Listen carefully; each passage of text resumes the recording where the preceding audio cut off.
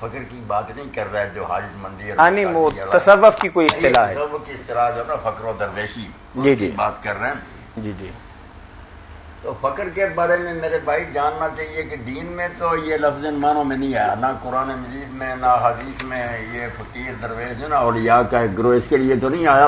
وہاں تو فقیر وہی ہے جو زکوٰۃ اور صدقات کے مستحق ہوتے ہیں، غریب کنگار لوگ. انما صدقات للفقراء کہ خیرات اور زکوٰۃ جو فقیروں کے لیے، وہاں تو فقیر وہی ہے.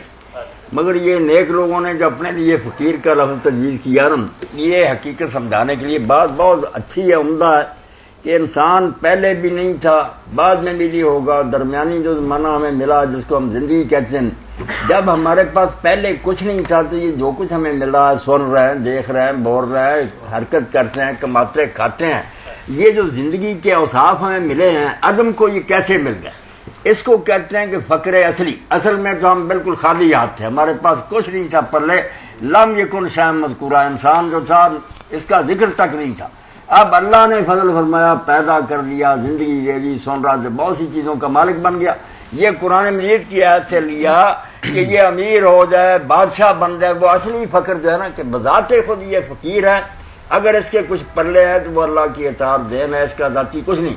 قرآن مجید میں یہ بات آتی، یا ایھا الناس انما انتم الفقراء الی اللہ، انتم الفقراء الی اللہ واللہ هو الغنی الحمید. اے انسانوں تم اللہ کے محتاج ہو، فقیر ہو. اس میں سب کو کہا فرشتے ہیں، نبی ہیں، عام لوگ ہیں. اللہ کہتا ہے بذات خود ہر وقت تم اللہ کے محتاج، اس کی مدد کی اور اطاعت کے بغیر تمہارے پاس کچھ نہیں. غنی ہے حمید ذات صرف اللہ کی. یہ وہ فقر ہے جو نیک لوگ سمجھانا چاہتے ہیں کہ انسان مانے کہ میرے پاس اپنا کچھ نہیں، جو ہے سارا اللہ تعالیٰ کا عطیہ اور اس کی امانت ہے، اور یہی سمجھ کر اس کو استعمال کرے. پھر یہ بات عین دین ہے، اور دین بھی یہی سمجھانا چاہتا ہے کہ تیرے پاس تیرا کچھ نہیں، جو ہے اللہ کا دیا ہوا، اس کو اللہ کی امانت کے طور پر استعمال کر، اس کا تجھ سے جواب لیا نہیں. یہ ہے فقر محمدی اور دین کا فقر.